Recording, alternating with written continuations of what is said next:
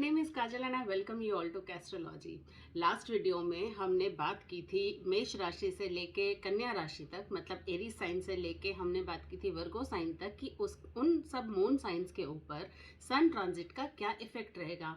आपको मैं बता दूं कि सन ने ट्रांजिट किया है अभी वर्गो साइन में from Leo sign on 17th of सितंबर। इस साइन में वो 17 सितंबर से लेके 17 ऑफ अक्टूबर तक रहेंगे। तो इस ट्रांजिट की वजह से इस एक महीने में हमारे जीवन में बहुत चेंजेस आएंगे। हम कुछ अलग अलग इफेक्ट्स हमें झेलने पड़ेंगे या फिर हमें बहुत इम्प्रूवमेंट दिखाई देगी। ऐसा क्या होगा मेरे इस वीडियो में मैंने यही एक्सप्लेन किया है। लास्ट वीडियो में मैंने फर्स्ट 6 साइंस बताए थे। मेष मैंने बताया था, वृष मैंने बताया था, मिथुन मैंने बताया था, कर्क बताया था, सिंह बताया था और मैंने बताई थी कन्या राशि। इस वीडियो में मैं लिब्रा से लेके पाइसेस तक के बारे में बताऊंगी। सो अब हम शुरू करते हैं लिब्रा साइन से, which is the 7th sign.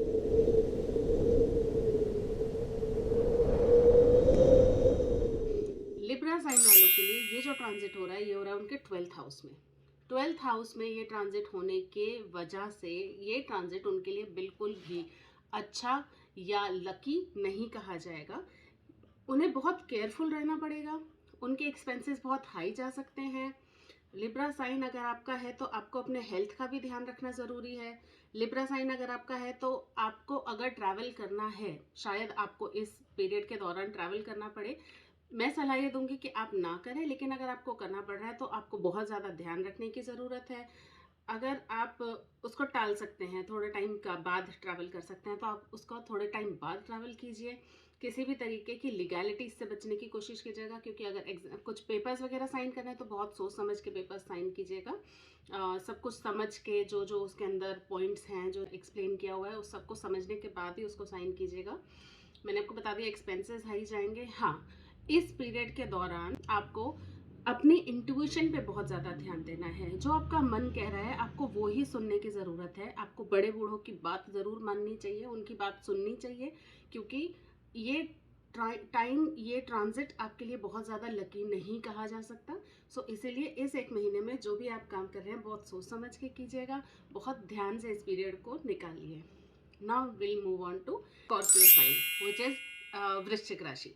वृश्चिक राशि वालों के लिए जितना अच्छा कहा जाए इस ट्रांजिट को उतना ही कम है। वृश्चिक साइन वालों के लिए ये जो ट्रांजिट हो रहा है ये उनके 11th हाउस में हो रहा है। 11th हाउस में ऑलरेडी वर्गो साइन में मरकरी एग्जॉल्ट होके बैठे हुए हैं, उसके साथ सन आ गए हैं। तो अब ये चांसेस हैं कि उनके सब डिज़ायर्स फुलफिल हो जाएंगे। अगर वो अपना बिजनेस एक्सपैंड करना चाहते थे, बिजनेस ग्रो करना चाहते थे तो वो कर सकते हैं। उनको अपने पेरेंट्स का, खास करके उनके फादर का और अपने लाइफ पार्टनर का बहुत ज़्यादा सपोर्ट मिलेगा। अगर वो अपने बिजनेस की लाइन चेंज करना चाहते थे या किसी एक डिफरेंट लाइन में भी कुछ एक्सप्लोर करना चाहते थे, नई लाइन शुरू करना चाहते थे, उसके लिए बहुत अच्छा टाइम है। अगर कोई प्रमोशन के लिए वेट कर रहा है अपने ऑफिस में तो प्रमोशन के लिए बहुत अच्छा टाइम है। बहुत पॉसिबिलिटीज़ हैं कि इस सितंबर से लेकर अक्टूबर, 17 सितंबर से लेकर 17 अक्टूबर तक आपका प्रमोशन भी हो जाए। बच्चों की तरफ से बिल्कुल परेशान होने की ज़रूरत नहीं है, क्योंकि वहाँ पे ऑलरेडी जुपिटर 5th हाउस में उनके रेट्रोग्रेड होके बैठे हुए हैं। तो बच्चों की पढ़ाई बहुत अच्छी चल रही है, बच्चों की तरफ से कोई प्रॉब्लम्स नहीं होंगी। जो प्रॉब्लम हो सकती है वो हो सकती है आपके ईगो और आपके एरोगेंस से रिलेटेड। उन चीज़ों से बच जाइए। अपने आप को ईगो से दूर रखिए, अपने आप को एरोगेंस से दूर रखिए, कुछ भी कड़वा बोलने से बचिए। उसके अलावा बाकी सब बहुत अच्छा है। आपके डिज़ायर्स फुलफिलमेंट का टाइम आ गया स्कॉर्पियो। इस गोल्डन टाइम का पूरा फ़ायदा उठाइए। Now will move on to next राशि विच इज़ 9th राशि, सैजिटेरियस, मतलब कि धनु राशि। धनु राशि वालों के लिए ये टाइम उनके लक के साथ देने का है। ये ट्रांजिट उनके 10th हाउस में होने जा रहा है और 10th हाउस में होने का मतलब है कि आपको अपने फादर का मैक्सिमम सपोर्ट मिलेगा। आप अगर अपना बिजनेस स्टार्ट करना चाहते थे आप वो कर सकते हैं। अगर किसी लीगैलिटीज़ में उलझे हुए थे वो सॉल्व हो जाएगी। कोई भी अगर ऑब्स्टैकल आया हुआ था वो ऑब्स्टैकल अब रिमूव हो जाएगा। किसी भी तरीके का डिप्रेस स्टेट ऑफ माइंड था, किसी भी तरीके की नेगेटिविटी थी, वो सब दूर हो जाएगी। अगर आप इंतजार कर रहे थे कि आपके बॉस आपको न्यू प्रोजेक्ट पे काम करने के लिए अप्रूवल दे दें तो वो अप्रूवल आ जाएगी। तो आप एक नए प्रोजेक्ट पे काम करेंगे। आप अपना कोई बिजनेस भी अगर स्टार्ट करना चाहते हैं तो वो कर सकते हैं। बेसिकली आपको अपने लक से पूरा सपोर्ट मिलेगा। आप जो भी अच्छा करना चाहते थे अपनी वर्क प्लेस से रिलेटेड वो इस टाइम काम शुरू कर सकते हैं। बेसिकली आपको अपने फादर से और अपने बॉस से और कोई भी अथॉरिटेटिव पर्सन है उससे बहुत ज़्यादा सपोर्ट मिलेगा। आपको ध्यान इस बात का रखना है कि आपको उन्हें किसी भी तरीके से डिसरेस्पेक्ट नहीं करना है, उनके साथ किसी भी तरीके के आर्ग्यूमेंट्स नहीं करने हैं और उनके साथ फेस टू फेस किसी भी ऐसी चीज़ों में इन्वॉल्व नहीं हो रहा है जो होना है जो प्लीजेंट ना हो। सो अगर आप ये सब चीज़ें बात मानते हैं, अगर आप ये सब चीज़ें फॉलो करते हैं, तो आपके लिए ये वाला ट्रांजिट बहुत अच्छा टाइम पीरियड है अपने बिजनेस में ग्रो करने का और अपनी जॉब प्लेस पे, अपने वर्क प्लेस पे ग्रो करने का। Let's move on to next राशि विच इज़ द 10th राशि, कैप्रिकॉर्न, मतलब मकर राशि। मकर राशि वालों के लिए ये जो ट्रांजिट हो रहा है ये उनके 9th हाउस में हो रहा है। 9th हाउस में होने का मतलब है कि आपका लक आपका साथ देगा। अगर आप हायर स्टडीज़ के लिए अप्लाई करना चाहते थे, हायर स्टडीज़ के लिए कहीं जाना चाहते थे, ट्रैवल करना चाहते तो आप वो कर सकते हैं। आपको अपने फादर की हेल्थ का ध्यान रखने की ज़रूरत है। हो सकता है इस टाइम पीरियड के दौरान आपके फादर की हेल्थ थोड़ी सी डिग्रेड हो जाए। कोशिश कीजिए कि आप उनसे आर्ग्यूमेंट्स में ना पड़े। किसी भी तरीके का डिफरेंस ऑफ ओपिनियन अगर है तो उसे फॉर द टाइम बिंग कहीं पार्क कर दीजिए उस डिफरेंस को, और आप नॉर्मली अपनी लाइफ चलाते रहिए। बिकॉज इस टाइम पीरियड में बहुत पॉसिबिलिटी है कि आपके फादर की हेल्थ डिग्रेड हो जाए। आपकी प्रमोशन के लिए टाइम बहुत अच्छा है, आपके हायर स्टडीज़ के लिए टाइम बहुत अच्छा है, आपके ट्रैवल के लिए भी टाइम बहुत अच्छा है। अगर आप लक की तरफ से, लक की वजह से कहीं ना कहीं ऑब्स्टेकल्स आपके पास आ रहे थे तो वो ऑब्स्टेकल्स अब हट जाएंगे। आपको सिर्फ ध्यान रखना है कि आपको अपने फादर की बहुत ज़्यादा रिस्पेक्ट करनी है, उनके साथ किसी भी तरीके के आर्ग्यूमेंट्स में नहीं उलझना और एट द सेम टाइम उनकी हेल्थ का भी ध्यान रखना है। Now will move on to next राशि which is 11th sign, Aquarius, मतलब कुंभ राशि। कुंभ राशि वालों के लिए सोशली, फाइनेंशियली, बिजनेस से रिलेटेड या फिर फैमिली से रिलेटेड थोड़ा सा टाइम अगेंस्ट है।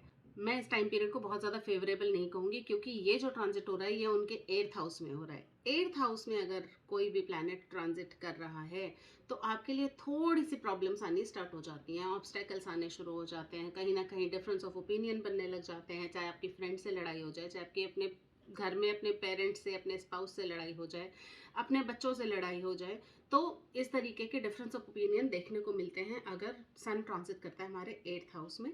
सो अगर आप इन सब चीज़ों से परेशान हैं इस ट्रांजिट के दौरान तो याद रखिए कि ये प्रॉब्लम सिर्फ आपके पास 1 महीने तक ही है, 17 सितंबर से लेकर 17 अक्टूबर तक। इस दौरान आप ट्रैवल करने से बचिए, इस दौरान आप अपनी हेल्थ का बहुत ज़्यादा ध्यान रखिए, इस दौरान आप आर्ग्यूमेंट्स में मत फंसिए। अगर किसी प्रॉब्लम से आप ओवरकम करने के लिए प्लान कर रहे हैं तो वो सभी प्लान्स फेल हो जाएंगे। तो बेटर यही है कि आप सिर्फ अभी अपने चीज़ों को संभाल के रखिए, अपनी एनर्जी स्टोर करके रखिए, because this time period is not at all favourable for you. We should not let this time period overshadow on us. इसीलिए आप मेंटल पीस को बहुत ज़्यादा, अपने रिलेशनशिप्स को बहुत ज़्यादा वैल्यू कीजिए in comparison to winning an argument. Argument win करना इतना ज़रूरी नहीं है जितना कि रिलेशनशिप्स को बचाना और रिलेशनशिप्स को मेंटेन करना along with piece of mind. तो इन चीज़ों का ध्यान रखेंगे, आपको इन किसी भी तरीके की डिस्प्यूट्स में, किसी भी तरीके के आर्ग्यूमेंट्स में फंसना ही नहीं है। उसके बाद हम मूव ऑन करेंगे पाइसेस पे, विच इज द लास्ट राशि, मीन राशि। मीन राशि वालों के लिए ये जो ट्रांजिट हो रहा है ये उनके 7th हाउस में हो रहा है। 7th हाउस में होने का मतलब है कि आपकी मैरिटल लाइफ में थोड़ी सी उथल पुथल होने वाली है। मैरिटल लाइफ में प्रॉब्लम हो सकती है, हो सकता है किसी बिजनेस पार्टनर से आपकी ना बने, कुछ डिस्प्यूट्स आ जाएं, कहीं ईगो या एरोगेंस आ जाए तो उसकी वजह से ब्रेकअप भी हो सकता है। किसी भी तरीके की न्यू पार्टनरशिप, किसी भी तरीके का new relationship in your business आपको नहीं बनाना है। जो भी बनाना है 17 अक्टूबर के बाद बनाना है। किसी भी चीज़ पे आपको ओवर रिएक्ट नहीं करना। किसी भी तरीके का बिजनेस स्टार्ट करना है तो वो इस टाइम पीरियड में आपको स्टार्ट नहीं करना। अपने खाने का बहुत ज़्यादा ध्यान रखिए, बहुत ज़्यादा ऑयली या स्पाइसी फूड मत खाइए। सो फॉर पाइसेस पीपल भी मैं यही कहूँगी कि बहुत ज़्यादा अच्छा ट्रांजिट आपके लिए नहीं है। हर तरह से प्रॉब्लम दिखाई दे रही है कि आपके बिजनेस पार्टनर से आपको प्रॉब्लम्स हो सकती हैं, आपके स्पाउस के साथ आपकी लड़ाई हो सकती है, आपकी हेल्थ थोड़ी सी डाउन जा सकती है। तो इसीलिए ये सजेस्ट किया जाएगा कि आप कोई भी नया बिजनेस मत खोलिए, किसी भी तरीके की फैमिली मैटर्स में बहुत ज़्यादा इन्वॉल्व होने की कोशिश मत करिए। अदरवाइज आर्ग्यूमेंट्स होंगे और लड़ाई होगी। इसके अलावा अगर आप कोई नया बिजनेस खोलने की प्लान कर रहे हैं तो उसके लिए आप डिले कर दीजिए, 17 अक्टूबर के बाद करिएगा। अपनी डाइट का बहुत ज़्यादा ध्यान रखिएगा, किसी भी तरीके का oily spicy food, non veg items या अल्कोहल कंज्यूम नहीं करना है। अगर इस तरीके से आप ध्यान रखेंगे, इन चीज़ों का ध्यान रखेंगे, तो ये टाइम पीरियड बहुत शॉर्ट टाइम पीरियड है, 1 महीने का पीरियड है। आप इन सब चीज़ों का ध्यान रखिए and it will be fruitful for you and this time period will be kind of okay and neutral for you. Now will move on to the remedies की अगर मैं बात करूँ तो मैंने अपने लास्ट वीडियो में भी कहा था कि सन की रेमेडीज़, स्पेशली सन की रेमेडीज़ हमें सबको करनी चाहिए, चाहे हमारे लिए टाइम पीरियड फेवरेबल हो, चाहे हमारे लिए टाइम पीरियड फेवरेबल ना हो, चाहे आपके हॉरोस्कोप में सन फेवरेबल हो या अनफेवरेबल हो, हमें सन की रेमेडीज हमेशा करनी चाहिए, क्योंकि सूर्य ही एकमात्र ग्रह हैं जो हमें लाइव दिखाई देते हैं। सूर्य देवता कहे जाते हैं, वो सिग्निफाई करते हैं हमारे कॉन्फिडेंस को, वो सिग्निफाई करते हैं किसी भी अथॉरिटेटिव पर्सन का प्रेजेंस हमारे लाइफ में। मेरे फादर को वो रिप्रेजेंट करते हैं, मेरे बॉस को वो रिप्रेजेंट करते हैं, वो रिप्रेजेंट करते हैं किसी भी तरीके का सिस्टम। और हम ये भी जानते हैं कि सूरज की वजह से ही इस पूरे वर्ल्ड में लाइफ पॉसिबल हुई है। इसीलिए सन के रेमेडीज हमें सबको करने चाहिए। क्या करेंगे? पहली बात, सूर्योदय के बाद, सनराइज के बाद आपको सोना नहीं है, सनराइज तक आप उठ ही जाइए किसी भी तरह। सेकंड चीज़, नहाने के बाद सुबह 9 o'clock तक नहा धोकर कॉपर के लोटे से, तांबे के लोटे से सूर्य भगवान को जल दीजिए। थर्ड चीज़, जब भी आप बाहर जाएं थोड़ा सा गुड़ खाकर ज़रूर जाएं।